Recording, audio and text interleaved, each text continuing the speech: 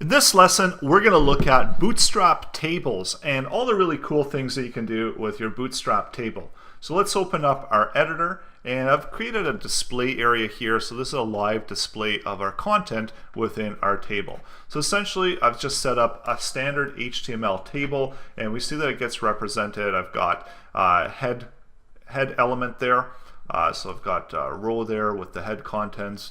So TH for the header cells, and then we've got the T body for the body contents. So we've got TR and TR, so we've got 3 rows of content there. So let's go ahead and add a bootstrap class to the table. So all it is table, and we see, boom, right away it transforms the way the table gets represented within our display area. So it looks a whole bunch neater just by simply updating and adding in that class. We see that now it looks and it gets presented much better and much neater and looks a whole lot more like an actual table. So we also have some options if we want to include, let's say we want to include the numbering of our table, so we can add in another column there, and then we need to do the same thing here. So this is going to be a table head, so we can say this is 1, and this would be 2, and this would be 3. And we know that we see that Bootstrap automatically knows how to represent the TH.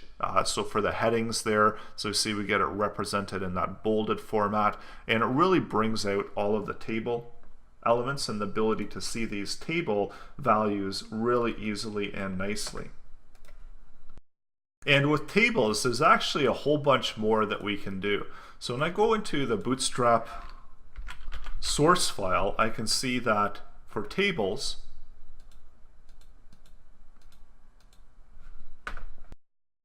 I've got my default classes here. So I've got table, it's got a border around there, it's got a border around the TD. So it's got all of the styling nice and neatly already done for us.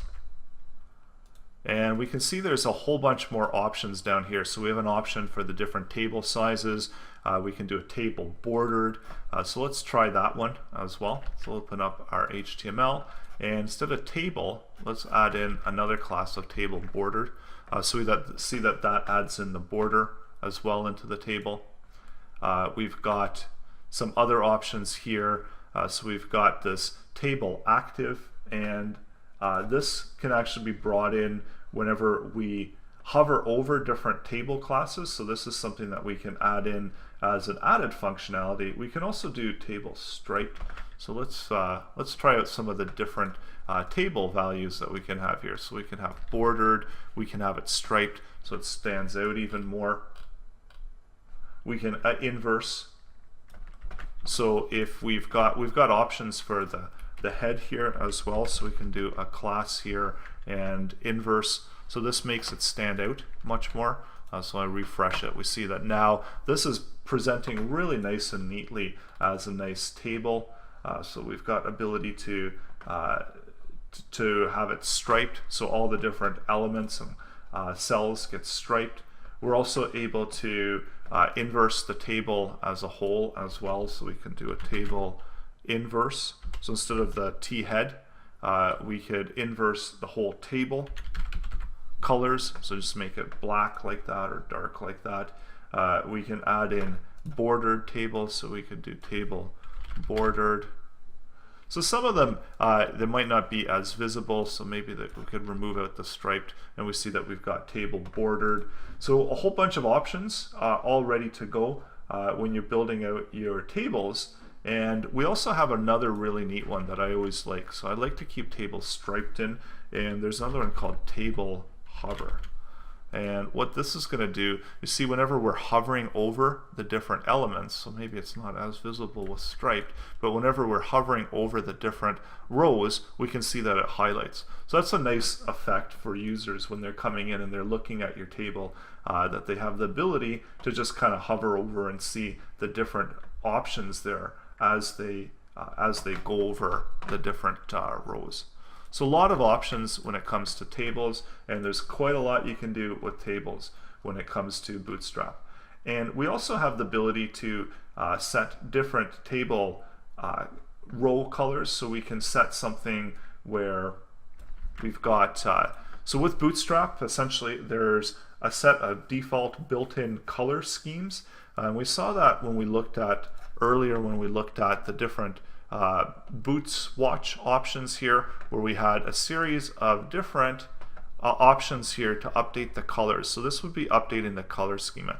And essentially with Bootstrap, we've got these 5 basic colors. So we've got 5 basic color scheme that we work off of in Bootstrap, and then these can be used over and over again. So typically when you have success, it's going to be green, warning is going to be an orange, danger is red, and so on. So this just makes sense, and this is something that you can really utilize within your web building. So let's say, for instance, this particular row, or maybe I'll pick the second row there so it stands out. So maybe this particular row needs to be our active table. So we can set an active value there. And I need to get rid of that table striped. So we can see that this is setting an active value there. We also have options, so if this was maybe success, turns it green. Maybe this row we want to focus and do warning on it. So whenever, oops, forgot that quote there. So warning turns it yellow. So these are the defaults of these colors. Danger is going to turn it red. And it gives you the option to add more colors and more styling into your tables. So I'm going to bring that striped back. So we see that we have all of these different options, and it's as simple as just simply adding the different colors into the appropriate elements, and then you get all of this nice styling. We can also do update our backgrounds within that same format. So if in particular we had something that we want to really highlight, we can highlight the different cells as well with that same color schema. So this is primary is blue, and I'm actually going to add all of these in so that we get a good sampling of the different colors. And these are the default values, and as we saw, there are a bunch of different ones as well. So that's success. And we'll see when we're adding the background colors, we can add these to any cell, so it doesn't necessarily even need to be within the table. So this is another option within Bootstrap, that it gives you this ability to really easily add in all these different colors. And then there's one more within Bootstrap by default, so we've got one more called info. So essentially these are the 5 colors that we're using in Bootstrap 4. Previously in Bootstrap 3 we also had option to do a default, but that's since it's been removed, so the default is just the regular default colors. So essentially now we're working with danger, info, primary, success, and warning, and we can attach different color backgrounds really easily to any element within our web page. In the next lesson, so we've looked at tables now. In the next lesson, we're going to dive deeper into forms. So forms is another typical element that you're going to be adding to your HTML pages, and Bootstrap makes it easy. So just like the tables presenting our data within our tables made it easy to style it and really user-friendly, we're going to be able to do the same thing with forms. So that's coming up in the next lesson.